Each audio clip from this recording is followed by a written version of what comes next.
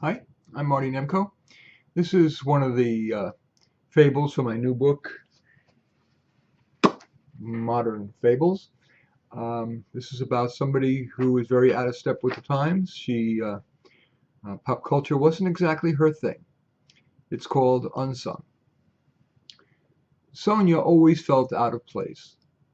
When her classmates were getting high on the Beatles and Stones, she was inspired by Jonas Salk and Jane Goodall.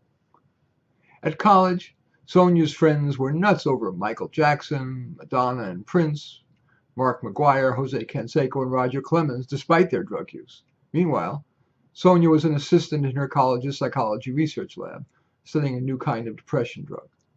Later, her friends were gaga over, well, Lady Gaga, Tupac Shakur, and Smashing Pumpkins, or with political candidates and their nostrums for curing all that ails.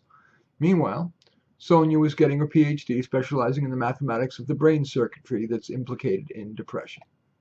Still later, Sonya watched from afar as the public idolized the likes of Coldplay, Deer Hunter, Beyonce, who, by the way, accepted $50 million from Pepsi to flog sugary drinks to the very people she claims to care so much about.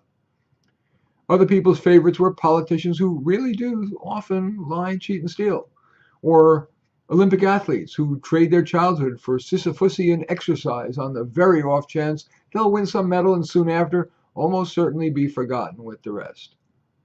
Meanwhile, Sonya, working in anonymity at a research institute, while having discovered nothing, has closed some doors to curing mental illness that turned out to be blind alleys.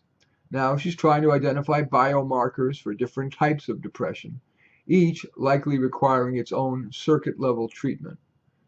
When her friends ask whether she wants to go to a party or some such, she's likely to say, "Oh, there's this research I have to finish up."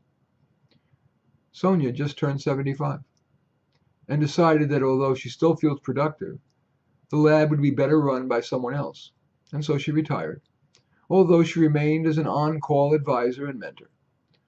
Only 12 people came to her retirement party, 20 to her funeral. Sonya will indeed be forgotten with the rest. The takeaway? Should the media be venerating different kinds of people? For example, the scientists who are extending our lifespan, who developed our iPhone, and yes, the workaday blue-collar people who make our world run. And since the media is choosing not to do so, should we at least thank the unsung heroes in our lives? Should we not ourselves try to become one? I'm Marty Nemko.